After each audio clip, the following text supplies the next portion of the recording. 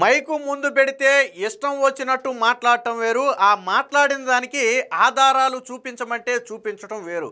కరెక్ట్గా శ్యామల అక్కడే దొరికిపోయింది. మొన్న ఆ బస్సు ప్రమాదం సమయంలో కూటమి ప్రభుత్వం మీద ఏ స్థాయిలో విషం చిమ్మారో మనం ఆధారాలతో సహా అనేక వీడియోలు కూడా చేశాం. అందులో ప్రధాన పాత్ర శ్యామలది. శ్యామల తాడేపల్లిలో ప్రెస్ మీట్ పెట్టి ఇది ఖచ్చితంగా కల్తీ మద్యం తీసుకోవటం వల్ల, బెల్ట్ షాపులో మద్యం కొనటం వల్లే ప్రమాదం జరిగింది, దానివల్లే అంతమంది చనిపోయారని చెప్పి ఒక స్టేట్మెంట్ అయితే ఇవ్వడం జరిగింది. దానికి కూటమి ప్రభుత్వానికి బాధ్యత అని చెప్పి ఒక స్టేట్మెంట్ ఇచ్చింది. అయితే యాంకర్ శ్యామల మాత్రమే కాదు, చాలామంది ఇదే స్టేట్మెంట్, ఇదంతా కూడా వైసీపీ అధిష్టానం నుంచి వచ్చిన ఆదేశాలు. సో అందరూ మాట్లాడారు. ఎవరైతే మాట్లాడారో వాళ్ళందరికీ కూడా దాదాపుగా 27 మందికి పోలీసులు నోటీసులు ఇచ్చి విచారణకు రమ్మన్నారు. ఆ విచారణలో భాగంగా నిన్న శ్యామలతో పాటు మరి కొంతమంది కర్నూలు డిఎస్పీ ముందు విచారణకైతే హాజరయ్యారు. సో విచారణ సమయంలో పోలీసులు అడిగింది ఒకటే, అందులో టెక్నికల్ టీం కూడా పాల్గొన్నారు. మీరు ప్రెస్ మీట్ ఏదైతే శ్యామల మాట్లాడిందో ఆ ప్రెస్ మీట్ని, ఆ క్లిప్ని చూపించి మీరు బెల్ట్ షాపులో మద్యం కొనటం వల్ల చనిపోయారని మాట్లాడారు కదా, ఆ బెల్ట్ షాపు డీటెయిల్స్ మాకు ఇవ్వండి, దాని ఆధారాలు మాకు ఇవ్వండి, అక్కడ కొన్నారు అనటానికి మీ దగ్గర ఉన్న ఆధారాలు ఏంటో చెప్పండి అని డిఎస్పీ అడిగితే పాపం గొంతులో పచ్చి వెలక్కాయ పడింది. ఎందుకంటే మనం పార్టీ ఆఫీస్ నుంచి వచ్చి చిల్లర తీసుకుని మాట్లాడినంత ఈజీ కాదు పోలీసుల విచారణలో ఆ సాక్ష్యాలు చెప్పడం అనేది.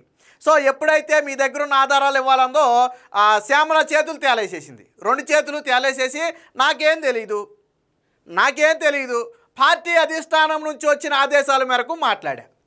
అంటే శ్యామలకు ఆ రోజు ఏం జరిగిందో, ఎందుకు జరిగిందో, ఎలా జరిగిందో తెలియదు. ఈ మాట నేను చెప్పలా, యాంకర్ శ్యామల పోలీసుల విచారణలో చెప్పిన మాట అది. నాకు తెలీదు, పార్టీ అధిష్టానం చెప్పింది, పార్టీ అధిష్టానం చెప్పినట్టు నేను మాట్లాడాను అంది. ఇప్పుడు పార్టీకి నేను కూడా చెప్తా, అసలు ఆ బెల్ట్ షాప్ నువ్వు అన్నావు కదా బెల్ట్ షాప్ అని, నేనేమంటానంటే ఆ బెల్ట్ షాప్ శ్యామలే నడిపిందంట. ఆ బెల్ట్ షాప్ శ్యామలే నడిపిందంట. ఆధారాలు చెప్పక్కర్లేదు, నాకెవరో చెప్పారు కాబట్టి నేను మాట్లాడానంటే కుదురుద్దా? నువ్వు ఒక రాష్ట్ర అధికార ప్రతినిధిగా ఉన్నావు, ఒక పార్టీకి ప్రాతినిధ్యం వహిస్తున్నావు, మరి అలాంటప్పుడు ఎవరో చెప్తే నేను మాట్లాడాను అది ఎలా చెప్తావు? నువ్వేం చిన్నపిల్లవు కాదు కదా. అరే అది తప్పని నాకు తెలియదు, తెలియక నేను చేశాను అంటానికి నువ్వేం చిన్నపిల్లవు కాదు కదా. పత్తిత్తు కబుర్లు చాలా చెప్తావు కదా, మీడియా ముందు కూర్చుని చంద్రబాబు గారి గురించి మాట్లాడతావు, లోకేష్ గురించి మాట్లాడతావు, పవన్ కళ్యాణ్ గురించి మాట్లాడతావు, చివరికి ఎన్టీ రామారావు గురించి మాట్లాడతావు.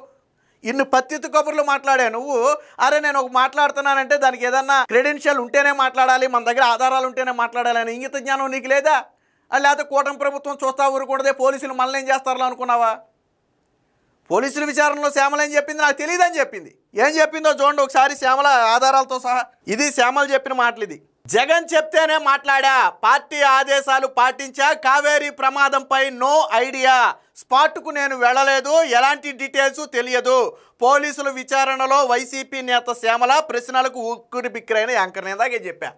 ఇందాకేం చెప్పా, మనం పార్టీ ఆఫీసులో చిల్లర తీసుకుని మాట్లాడినంత ఈజీ కాదు. ఒక ప్రెస్ మీట్ పెడితే ఎంతో కొంత ఇస్తారు, సంచిలో వేసుకుని వెళ్ళిపోయినంత ఈజీ కాదు మనం ఇక్కడ మాట్లాడటం అనేది.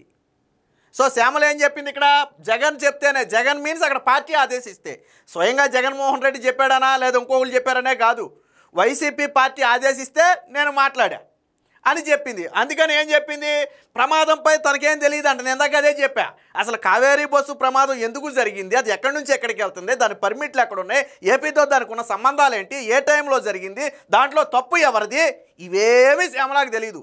శ్యామలకు ఒకటే తెలుసు, పార్టీ ఎంతో కొంత చిల్లర ఇచ్చింది, దాన్ని ఇటుపక్క బ్యాగులో వేసుకున్నామా, మైకు ముందు 2 మాటలు మాట్లాడామా, తుర్రును కారు వేసుకుని వెళ్ళిపోయామా, ఇది మాత్రమే శ్యామలకు తెలుసు. నేను చెప్పింది అదే, శ్యామల నాకు తెలియదనే చెప్పింది, మరి తెలియనప్పుడు ఎందుకు మాట్లాడిందో. అలాగే స్పాట్కి కూడా శ్యామల వెళ్ళాలి, అదే విషయాన్ని చెప్పింది. పోనీ నువ్వు స్పాట్కి వెళ్ళి నువ్వేదైనా స్పాట్లో పరిశీలించి నీకేదైనా ఇలా జరిగిందని అనిపించి నువ్వు మాట్లాడుంటే దానికి ఒక అర్థం ఉంది. సో స్పాట్కి కూడా వెళ్ళాలి. మనం ఎక్కడ కూర్చున్నాం, తాడేపల్లి ఏసీ రూముల్లో కూర్చున్నాం, తాడేపల్లి ఏసీ రూముల్లో కూర్చుని మాట్లాడాం. ఎలాంటి డీటెయిల్స్ తెలియదు, పోలీసుల విచారణలో ఒప్పుకుందే. వైసీపీ అధికార ప్రతినిధి యాంకర్ శ్యామలను పోలీసులు సోమవారం విచారించారు. కర్నూలులో జరిగిన కావేరీ బస్సు ప్రమాదంపై దుష్ప్రచారం చేశారంటూ చేసిన వ్యాఖ్యలపై శ్యామలకు పోలీసులు నోటీసులు ఇచ్చారు. విచారణకు రావాల్సిందిగా నోటీసుల్లో పేర్కొన్నారు. ఈ క్రమంలో సోమవారం వైసీపీ నేత విచారణకు వచ్చారు. కర్నూలు డీఎస్పీ ఆఫీసులో 2 గంటల పాటు శ్యామలను డీఎస్పీ బాబు ప్రసాద్ విచారణ అయితే జరిపారు.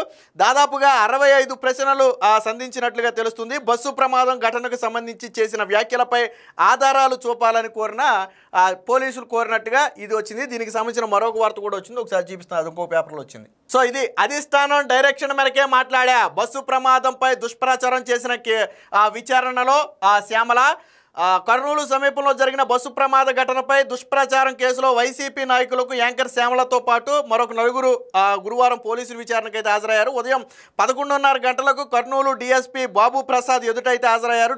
డీఎస్పీతో పాటు మరొక 10 మంది టెక్నికల్ బృందం కూడా ఈ విచారణలో పాల్గొన్నారు. 2 గంటల పాటు సాగిన విచారణలో పోలీసులు 60కి పైగా ప్రశ్నలు సంధించారు. శివశంకర్ అనే యువకుడు కల్తీ అలాగే బెల్ట్ షాపులో కొన్న మద్యం తాగి బైక్ నడపడం వల్లే బస్సు ప్రమాదం జరిగిందంటూ తాడేపల్లి మీడియా సమావేశంలో చేసిన ఆరోపణలకు పోలీసులు శ్యామలను ఆధారాలు అడిగారు. దీనికి వైసీపీ అధిష్టానం తనకి ఇచ్చిన సమాచారం మేరకే ప్రెస్ మీట్లో మాట్లాడినట్టు ఆమె సమాధానం ఇచ్చినట్టు తెలుస్తుంది. అనంతరం శ్యామల బయటకు వచ్చి మీడియాతో మాట్లాడుతూ శివశంకర్ బెల్ట్ షాపులో మద్యం తాగినట్లుగా తమ పార్టీ వద్ద సమాచారం ఉందన్నారు. మరి సిగ్గుశరం ఉంటే, నీ పార్టీ దగ్గర సమాచారం ఉంటే ఆ సమాచారం ఏదో విచారణలో తీసుకెళ్లి పోలీసులకి ఇవ్వచ్చు కదా శ్యామల. ఇంత చిన్న లాజిక్ ఎలా మర్చిపోయావు? లోన పోలీసులకేమో 2 చేతులు ఎత్తేసి నాకేం తెలీదు, జగన్మోహన్ రెడ్డో లేకపోతే పార్టీ చెప్తేనో నేను మాట్లాడా, నాకు వాస్తవానికి దాని గురించి తెలియదని లోన పోలీసుల విచారణలో చెప్పుద్ది. బయట ప్రెస్ మీట్లోకి వచ్చి ఏం చెప్పుద్ది, మా పార్టీ దగ్గర సమాచారం ఉందని చెప్పుద్ది. మీ పార్టీ దగ్గర ఉన్న సమాచారం ఏదో తీసుకుని పోలీసులకి ఇవ్వచ్చు కదా విచారణలో. నీ పార్టీ దగ్గర సమాచారం తీసుకెళ్ళి ఇవ్వచ్చు కదా, ఎందుకు ఇవ్వాలా పోలీసులకి? అంటే పార్టీ అధిష్టానం దూకమంటే దూకేయటం, వెళ్ళమంటే వెళ్ళటం, రమ్మంటే రావటం. అంటే నీకంటూ ఏమీ లేదు, శ్యామలకంటూ ఏమీ లేదు, శ్యామలకంటూ ఏం క్రెడిబిలిటీ లేదు, అక్కడ శ్యామలకంటూ ఏమీ తెలియదు. పార్టీ నుంచి ఒక స్క్రిప్ట్ రాసిస్తే as it is Jaganmohan Reddy లాగా దాన్ని దింపేయటం, అంతే శ్యామలకి తెలిసింది. వైసీపీ పార్టీలో అందరూ దాదాపు అంతే, అందరం నిషానీగాళ్ళనే ఓ సబ్జెక్ట్ ఉండదు నాకు తెలిసి. నిషానీ అంటే చదువుకోకపోతేనే నిషానీ కాదు, ఇలా సబ్జెక్ట్ జరిగిన వాళ్ళని కూడా నిషానీ అనొచ్చు. వీళ్ళకేం తెలియదు. అధిష్టానం ఏదో స్క్రిప్ట్ రాసిస్తుంది. జగన్మోహన్ రెడ్డి చూడండి ప్రెస్ మీట్లో మాట్లాడతాడు, అమ్మ అయ్యా అనాలన్నా పేపర్ ముక్క చూస్తాడు. అలా ఒక స్క్రిప్ట్ రాసిస్తారు. మీకు గతంలో గుర్తుంది కదా, వైసీపీ పార్టీ నుంచి గతంలో టీడీపీ పార్టీలోకి వచ్చిన మొన్న ఎన్నికల సమయంలో వచ్చిన వాళ్ళు చాలామంది చెప్పారు. ఆ రోజు చంద్రబాబు, పవన్ కళ్యాణ్, నారా లోకేష్ వీళ్ళని టార్గెట్గా బూతులతో స్క్రిప్టులు రెడీ చేసి వాటిని ప్రెస్ మీట్లో చెప్పమని వాళ్ళంటే అందులో కొంతమంది వ్యతిరేకించారు బూతులు మేము మాట్లాడమని. సరే, రోజు అలాంటి వాళ్ళు అందరూ బరితెగించి మాట్లాడారనుకోండి, అది వేరే విషయం. ఈరోజు శ్యామల మాట్లాడింది కూడా అదే స్క్రిప్టు. అంటే వాస్తవానికి వాళ్ళు బెల్ట్ షాపులో కొన్నారా, లైసెన్స్డ్ షాపులో కొన్నారా శ్యామలకు తెలియదు. అసలు బెల్ట్ షాప్కి లైసెన్స్ షాప్కి తేడా ఏంటో శ్యామలకి తెలియదు. తెలియకుండానే కల్తీ మద్యం అని మాట్లాడింది, బెల్ట్ షాప్లో కొన్నారని మాట్లాడింది. మరి ఆ రోజు అంత గంభీరంగా మాట్లాడి నువ్వు ఈరోజు ఆధారాలు ఇమ్మంటే ఎందుకు ఇవ్వలేదు? 2 చేతులు ఎందుకు ఎత్తేసావు?